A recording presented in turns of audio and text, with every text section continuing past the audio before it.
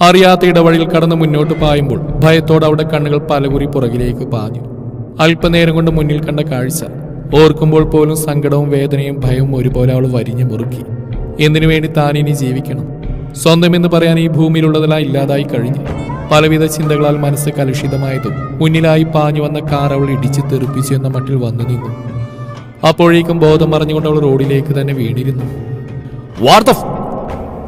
സഭ്യമല്ലാത്ത ഭാഷയിൽ തെറി വിളിച്ചുകൊണ്ട് അത്യധികം ക്രോധത്തോടെ ഡ്രൈവിംഗ് സീറ്റിൽ നിന്ന് ഡോറിൽ പുറത്തേക്ക് ഇറങ്ങിയവൻ ദേഷ്യം കൊണ്ട് ഞരമ്പുകൾ വലിഞ്ഞു മുറുകി. കണ്ണുകൾ ചുവന്ന ഒരു രൂപം, ആരോഗ്യ ദൃഢഗാത്രനായ ഒരു മനുഷ്യൻ.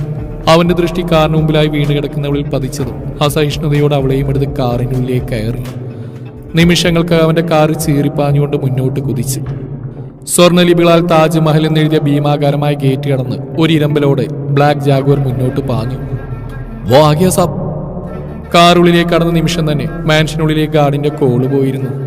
ഗാർഡിന്റെ കോൾ വന്നു അവനെയും പ്രതീക്ഷിച്ചുകൊണ്ട് മഹൽ ഫാമിലിയിൽപ്പെട്ട എല്ലാ അംഗങ്ങളും ലിവിംഗ് റൂമിലായി കാത്തു നിൽപ്പുണ്ടായിരുന്നു. മുത്തശ്ശൻ ദേവദത്ത വർമ്മ, സഹധർമ്മിണി ഗീതാലക്ഷ്മി, 3 മക്കളാണ് ഇവർക്ക്. മൂത്തയാൾ ഇന്ദ്രദത്ത വർമ്മ, ഭാര്യ സീത. രണ്ടാമത്തെ മകൻ കൃഷ്ണദത്ത വർമ്മ, ഭാര്യ ഗൗതമി. മൂന്നാമത്തെ മകൾ സുദർശന, ഭർത്താവ് മാധവർമ്മ. ഇന്ദ്രനും സീതയ്ക്കും 2 മക്കളാണുള്ളത്. ആദ്യത്തെ ആൾ നമ്മുടെ കഥാനായകൻ ദി ഗ്രേറ്റ് ആദിത്യവർമ്മ, ലോകമെമ്പാടും വ്യാപിച്ചു കിടക്കുന്ന AD ഗ്രൂപ്പ് ഓഫ് കമ്പനീസിന്റെ ഓണർ. മാസ്റ്റർ ബ്രെയിൻ, ക്രോധം ഒരു അലങ്കാരമായി കൊണ്ടു നടക്കുന്നവൻ. ഇല്ലാത്ത ദുശീലങ്ങളൊന്നുമില്ല, ആരെയും അനുസരിക്കുകയുമില്ല. മഹൽ ഫാമിലിയുടെ ആചാരങ്ങൾക്കും അനുഷ്ഠാനങ്ങൾക്കും എതിരായി മാത്രം ജീവിക്കുന്നവൻ. ലോകത്തിലെ എല്ലാ സുഖങ്ങളും അറിഞ്ഞിരിക്കണമെന്നതാണ് ആളുടെ പോളിസി. സ്ത്രീ വിഷയത്തിൽ ആൾ പുറകോട്ടൽ എന്നാണ് പറഞ്ഞു കേൾക്കുന്നത്. സത്യമോ മിഥ്യയോ അറിയില്ല. എങ്കിലും ആരുടെയും പുറകെയൊന്നും പോവാറില്ല, അതിൻ്റെ ആവശ്യവുമില്ല. തനിക്ക് മുന്നിൽ തടസ്സം നിൽക്കുന്ന ഒരു കുഞ്ഞു പുൽക്കൊടിയാണെങ്കിലും പിഴുതെടുത്ത് മുന്നോട്ട് പോകുന്നവൻ. ചുറ്റുമുള്ളവർക്കെല്ലാം പേടിയാണ് അവന്. എതിരെ നിൽക്കാൻ പോലും ധൈര്യമാരും കാണിക്കാറില്ല.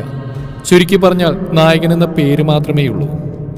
ആദിക്ക് താഴെ ഒരു അനിയനാണ് ആര്യൻ. ആളൊരു ഡോക്ടറാണ്. ആദിയുടെ നേർവിപരീതമാണ് കക്ഷി. അതുകൊണ്ട് ആദിക്ക് വലിയ പിടുത്തമില്ല ആളെ. ഇനി കൃഷ്ണനും ഗൗതമിക്ക് 2 മക്കളാണ്. മൂത്തയാൾ അർജുൻ വർമ്മ, ആദിയുടെ മനസാക്ഷി സൂക്ഷിപ്പുകാരൻ. രണ്ടാമത്തവൻ അജിത് വർമ്മ, ആളും ഡോക്ടറാണ്, ആര്യന്റെ ചങ്ക്. ഇനി സുദർശനക്കും മാധവന് 2 മക്കൾ തന്നെയാണ്, ആയുഷ് വർമ്മയും ആഗ്നേയ വർമ്മയും. ആയുഷ് ഒരു IPS ഓഫീസറും ആഗ്നേയ അഡ്വക്കേറ്റുമാണ്. ചുരുക്കി പറഞ്ഞാൽ കുടുംബത്തിലൊരു പെൺതരി പോലുമില്ല. ഇനി എല്ലാവരും ആദ്യം കാത്തിരിക്കുന്ന എന്തിനാണെന്ന് വെച്ചാൽ മാധവന്റെ അനിയന്റെ മകളുടെ ഒരു പ്രപ്പോസൽ വന്നിട്ടുണ്ട്. സുദർശനക്ക് വലിയ താല്പര്യമൊന്നുമില്ല ആ ബന്ധത്തിനോട്. എങ്കിലും ആദ്യം ഒരു കല്യാണം കഴിച്ച് കുടുംബമായി കഴിയുന്ന കാണണമെന്ന ആഗ്രഹം എല്ലാവർക്കുമുണ്ട്. 6 മക്കളിൽ ഒരാൾ മാത്രം കുത്തഴിഞ്ഞ ജീവിതം നയിക്കുമ്പോൾ അതെല്ലാവർക്കും സങ്കടമുള്ള കാര്യം തന്നെയാണ്. പക്ഷെ ആദ്യം എതിർക്കാനോ ചോദ്യം ചെയ്യാനോ ഒന്നും സ്വന്തം അച്ഛന് പോലും ധൈര്യമില്ല എന്നത് മറ്റൊരു സത്യം. മഹൽ ഗ്രൂപ്പ് കടക്കണിയിലേക്ക് ഊപ്പൂത്തിയപ്പോൾ താങ്ങി നിർത്തിയത് അവന്റെ കൈകളാണ്. അന്ന് തൊട്ട് ഇന്നോളം അവന്റെ അധ്വാനമാണത്. എല്ലാം തിരിച്ചു പിടിച്ച് അതിനുശേഷം അവയുള്ള അച്ഛന്മാരെ തിരികെ ഏൽപ്പിച്ച് AD ഗ്രൂപ്പ്സ് ആണ് സ്റ്റാർട്ട് ചെയ്യുന്നതും. കാർ വന്ന് നിർത്തിയത് അവൻ ഡോറിൽ പുറത്തേക്ക് ഇറങ്ങി. പിന്നെ എന്തോ ഓർത്തത് പോലെ ബാക്ക് ഡോർ തുറന്ന് ബോധമില്ലാതെ കിടക്കുന്നവളെ എടുത്ത് തോളിലിട്ട് ഉള്ളിലേക്ക് കയറി. മുടി കൊണ്ട് മുഖം മുഴുവനും മറിഞ്ഞിരിക്കുന്ന കാരണം അവളുടെ മുഖം ആ നിമിഷം വരെയും കണ്ടിരുന്നില്ല അവൻ. പിന്നെ കാണാനും മാത്രമുള്ള ബോധവുമില്ല. ആദ്യം പ്രതീക്ഷിക്കുന്നവരെല്ലാം ഒരു നിമിഷം പകപ്പോടെ നിന്നു. ഏതോ ഒരു പെണ്ണിനെയും തോളിലിട്ട് കയറി വരുന്നവനെ കാണി കുറച്ചു നേരം അതേ നിൽപ്പ് തുടർന്നവർ. ആദിയുടെ സ്വഭാവം അറിയുന്നതുകൊണ്ട് തന്നെ എല്ലാവരുടെയും മുഖം ഇരുണ്ടു. ആദി! ഇന്ദ്രന്റെ ശബ്ദം വല്ലാതെ ഉയർന്നു. ആദിയുടെ മുഖം ചുളിഞ്ഞു. ചുവന്നു കയറിയ മിഴികളോടെ അയാളെ നോക്കിക്കൊണ്ട് തോളിൽ ബോധമില്ലാതെ കിടക്കുന്നവളെ സോഫയിലേക്ക് കിടത്തിയവൻ. അവന്റെ നോട്ടത്തിൽ തന്നെ ഇന്ദ്രൻ ഉൾപ്പെടെ എല്ലാവരും നിശബ്ദരായി. ബന്ധങ്ങളും സ്വന്തങ്ങളൊന്നും അവന് മൂല്യമുള്ളവയായിരുന്നില്ല. ആര്യൻ! ഒരലർച്ചയോടെ അവന്റെ ശബ്ദം ഉയർന്നു. എല്ലാം കണ്ടുന്നവൻ അവൻ അരികിലേക്ക് ചെന്നു. ഒരാക്സിഡന്റ്, എന്റെ വണ്ടിയുടെ മുമ്പിൽ ചാടിയതാ. അവൾക്ക് എന്തു പറ്റിയാ നോക്ക്. തീർത്തും ഗൗരവത്തിൽ ആദ്യം പറഞ്ഞു നിർത്തുമ്പോൾ അത്ര നേരമുണ്ടായിരുന്ന പകപ്പ് വിട്ടുമാറി ആര്യൻ അവൾക്കരികിലേക്ക് ചെന്നു. ബാക്കിയുള്ളവരിൽ ആദ്യം നിറഞ്ഞു. പെൺകുട്ടിയാണ്. മദ്യപിച്ച് ആദ്യം വണ്ടി ഓടിച്ചുകൊണ്ടാണ് അവൾക്ക് അപകടം സംഭവിച്ചത്. എല്ലാം ഓർക്കെ സീതാമ്മയും ഇന്ദുമ്മയും സുധമ്മയും വേഗം അവൾക്കരികിലേക്ക് ചെന്നു. ആര്യൻ അവളുടെ മുഖത്തേക്ക് വീണ് കിടന്ന നീണ്ട മുടിയിഴകൾ ഒതുക്കി വെച്ചുകൊണ്ട് അവളെ ഉറ്റുനോക്കി. ഒരു നിമിഷം കൊണ്ടുള്ളിലെ പിടപ്പ് ഉയർന്നതുപോലെ. വെളുത്ത് ചുവന്ന മുഖം, നിറയെ പീലുകൾ നിറഞ്ഞ മിഴികൾ അടച്ചു മയങ്ങി കിടക്കുന്നവൾ, നീണ്ട നാസികത്തുമ്പിലെ തിളങ്ങുന്ന കുഞ്ഞു ചുവന്ന നക്ഷത്രം. സർവവും വിസ്മരിച്ചുകൊണ്ട് അവളുടെ മുഖത്തേക്ക് നോക്കി നിന്നുപോയവൻ. ഗീതാമ്മയുടെയും സീതാമ്മയുടെ അവസ്ഥ അതുതന്നെയായിരുന്നു. അതിസുന്ദരിയായ ഒരു പെൺകുട്ടി. നമസ്കാരം. പ്രധാന വാർത്തകൾ. City police commissioner Chandrasekhar Iyer ദുരൂഹ സാഹചര്യത്തിൽ അദ്ദേഹത്തിന്റെ വസതിയിൽ വെച്ച് കൊല്ലപ്പെട്ടു. സംഭവത്തിന്റെ ഏക ദൃക്സാക്ഷിയും അദ്ദേഹത്തിന്റെ ഏക മകളുമായ മീര ചന്ദ്രശേഖരനെ കാണാനില്ല. ആദി! അർജുന്റെ ശബ്ദം ഒരു ഞെട്ടലോട് ഉയർന്നു. എല്ലാവരും ഒരുപോലെ അവനെ നോക്കി. ടിവിയിൽ എഴുതി കാണിക്കുന്ന ന്യൂസിലേക്കും സോഫയിലായി ബോധമില്ലാതെ കിടക്കുന്ന പെൺകുട്ടിയിലേക്കും അർജുന്റെ ദൃഷ്ടി പോകുന്ന കണ്ടതും ആദ്യ ഉൾപ്പെടെ എല്ലാവരുടെയും ശ്രദ്ധ അവളിലേക്കായി. ഒരു നിമിഷം ഒരുപോലെ തറഞ്ഞു നിന്നുപോയവർ. വല്ലാത്തൊരു നിശബ്ദത ആദ്യ ഉൾപ്പെടെ എല്ലാവരിലും നിറഞ്ഞു. മുന്നിൽ കിടക്കുന്നവൾ ആരും നിറഞ്ഞ നിമിഷം നടുക്കം തന്നെയായിരുന്ന ഏവരിലും. എല്ലാവരെയും ഞെട്ടിച്ചുകൊണ്ട് ആയുഷിന്റെ ഫോൺ അടിക്കുന്ന ശബ്ദം ഉയർന്നു. ശ്രദ്ധ അവനിലേക്കായി. ഞെട്ടിച്ചുകൊണ്ട് ആയുഷിന്റെ ഫോൺ അടിക്കുന്ന ശബ്ദം ഉയർന്നു. ശ്രദ്ധ അവനിലേക്കായി. പകപ്പോടെ നിന്നെങ്കിലും വേഗം തന്നെ ആ കോൾ അറ്റൻഡ് ചെയ്ത് കാതിലേക്ക് വെച്ചവൻ. കണ്ടു sir, I will be there in half an hour. IG ഓഫീസിൽ നിന്നാണ്. എനിക്കുടനെ പോകണം. ഞാൻ തിരിച്ചു വരുന്നവരെ ഈ പെൺകുട്ടി ഇവിടെയുള്ള കാര്യം പുറത്ത് ആരും അറിയാൻ ഇടവരരുത്. കോൾ അവസാനിപ്പിച്ചതിന് ശേഷം ആയുഷ് അവരോടായി പറഞ്ഞു നിർത്തിയതും കാര്യത്തിന്റെ ഗൗരവം മനസ്സിലായതുപോലെ എല്ലാവരും സമ്മതം അറിയിച്ചു. ആദ്യമൊന്ന് പകച്ചു പോയെങ്കിലും സ്വതവേയുള്ള ഗൗരവത്തോടെ ഇതൊന്നും തന്നെ ബാധിക്കുന്ന കാര്യമേ നല്ല വിധത്തിൽ ആദ്യം തന്റെ റൂമിലേക്ക് പോയി. പുറകെ എല്ലാവരെയും നോക്കിക്കൊണ്ട് അർജുനും. ക്ഷീണം കൊണ്ടും പെട്ടെന്നുള്ള പേടികൊണ്ടും ബോധം മറിഞ്ഞു വീണതാ. ഇപ്പൊ കുഴപ്പമൊന്നുമില്ല. ഈ ട്രിപ്പ് കഴിയുമ്പോഴേക്കും ആൾ എഴുന്നേൽക്കും.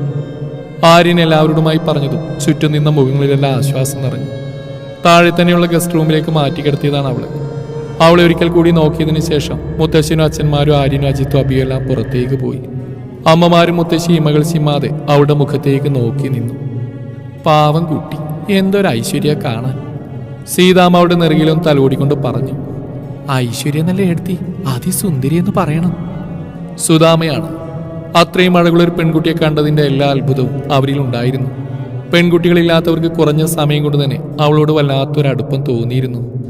എങ്കിൽ അവൾ ആരാണെന്ന് ഓർക്കെ, എന്താവും സംഭവിച്ചിട്ടുണ്ടാവുക എന്നോർക്കെ വല്ലാത്തൊരു ഭയം തോന്നിയവർക്ക്. അച്ഛന്റെ മരണം കണ്ട് അവരിൽ നിന്ന് ഓടി രക്ഷപ്പെട്ടതാവാനേ വഴിയുള്ളൂ. ആയുഷ് വരാതെ കാര്യമെന്നറിയാതെ ആർക്കും സമാധാനമുണ്ടായിരുന്നില്ല. It's brutal murder sir. തീർത്തും പകയോടെ ചെയ്ത കൊലപാതകം. ഹൃദയം തുരന്ന് പുറത്തെടുത്തിട്ടുണ്ട്. കൈകൾ രണ്ടും ഇൻഡോയോട് ചേർത്ത് ബന്ധിക്കപ്പെട്ട നിലയിലായിരുന്നു. ആയുഷ് ക്രൈം സ്പോട്ടിലെത്തിയതും CI പ്രകാശ് നടന്ന സംഭവത്തെക്കുറിച്ച് ചെറിയൊരു വിവരണം നൽകി.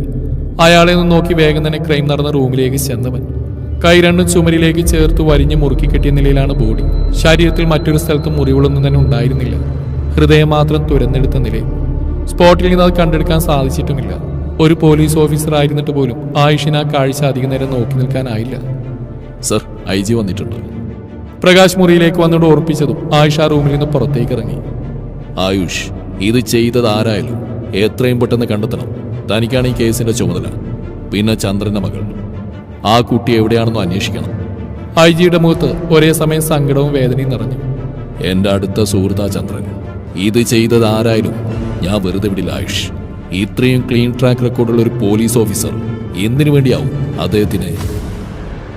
സുഹൃത്തിനെ നഷ്ടപ്പെട്ട വേദനയും തങ്ങളിൽ ഒരാളെ ക്രൂരമായി കൊലപ്പെടുത്തിയവനുള്ള ദേഷ്യവും അദ്ദേഹത്തിൽ നിറഞ്ഞു. ആയുഷിന് അത് വ്യക്തമായി മനസ്സിലാവുകയും ചെയ്തു.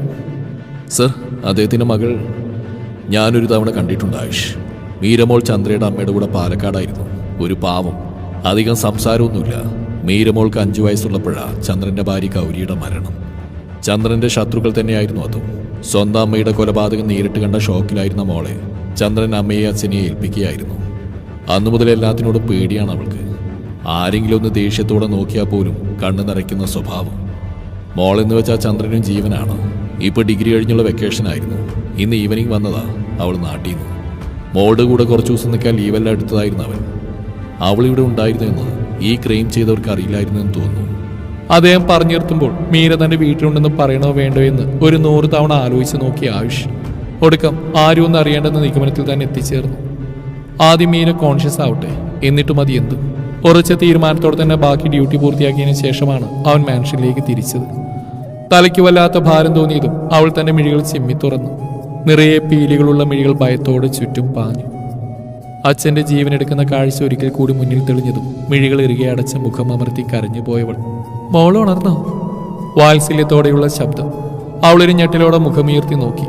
ഐശ്വര്യമുള്ള മുഖം, നീല നിറത്തിലുള്ള പട്ടുസാരി ഭംഗിയായി ഞൊറിഞ്ഞുടുത്ത് നിറച്ചിരിയോട് അരികിലേക്ക് വന്ന് ചോദിക്കുന്നവർ. ഒരു നിമിഷം അവിടെ കണ്ണുനീരിൽ കുതിർന്ന മുഖം കാണെ ആ കുഞ്ഞു പെണ്ണിനെ വേദനയോടെ നോക്കി സീതാമ്മ. അവളുടെ മിഴികളിൽ സംശയത്തിനും സങ്കടത്തിനും അപ്പുറം ഭയമാണെന്നറിയ അവരൊരു ചിരിയോടെ അവൾക്കരികിലേക്ക് ഇരുന്നു. വിറച്ചുപോയ അവളുടെ കുഞ്ഞുടലിന്റെ പിടപ്പറഞ്ഞതും അവരുടെ മിഴികളും നിറഞ്ഞു. അത്ര വേഗം മോചനം കിട്ടുന്നൊരവസ്ഥയിലല്ല അവൾ ഉള്ളതെന്ന് സീതാമ്മക്ക് മനസ്സിലായിരുന്നു. കണ്ണുകളൊന്നും ഉയർത്തി അവരെ ഒന്ന് നോക്കിയതേയുള്ളൂ പെണ്ണ്. മോള് പേടിക്കണ്ട, ആരും മോളെ ഒന്നും ചെയ്യില്ല. സീതാമ്മ പറഞ്ഞിട്ടും അതേ ഇരിപ്പ് ഇരുന്നതേയുള്ളവൾ. എന്നെയും കൊല്ലും. പതിയെ, അത്രയും പതിയെ പറഞ്ഞുകൊണ്ട് വിതുമ്പിയവൾ. ഒരു നിമിഷം കൊണ്ട് അവളെ മാറോട് ചേർത്ത് പൊതിഞ്ഞു പിടിച്ചിരുന്നു സീതാമ്മ. ഇനിയും ഉറക്കെ ഒന്ന് കരഞ്ഞു പോയില്ലെങ്കിൽ അവളുടെ മനസ്സിന്റെ താളം തെറ്റിപ്പോകുമെന്ന അവസ്ഥ. ആ അമ്മയോടുള്ള വിശ്വാസമോ ആ തണൽ നൽകിയ ആശ്വാസമോ എന്തോ അവളും പതിയെ അമ്മയുടെ മാറിൽ ചേർന്ന് കരഞ്ഞു. കരച്ചിൽ ചീളുകൾ ഉയർന്നു. അതൊരു പൊട്ടിക്കരച്ചിലാവുന്നു, പിന്നെ ഒരു തേങ്ങലാവുന്നത് അമ്മ അറിഞ്ഞു. അവൾക്കൊപ്പം എന്തിനെന്നറിയാതെ അവരുടെ മനസ്സും ഉരുകി തുടങ്ങിയിരുന്നു. മാറോട് ചേർന്നിരിക്കുന്നവളോട് വല്ലാത്തൊരാത്മബന്ധം പോലെ.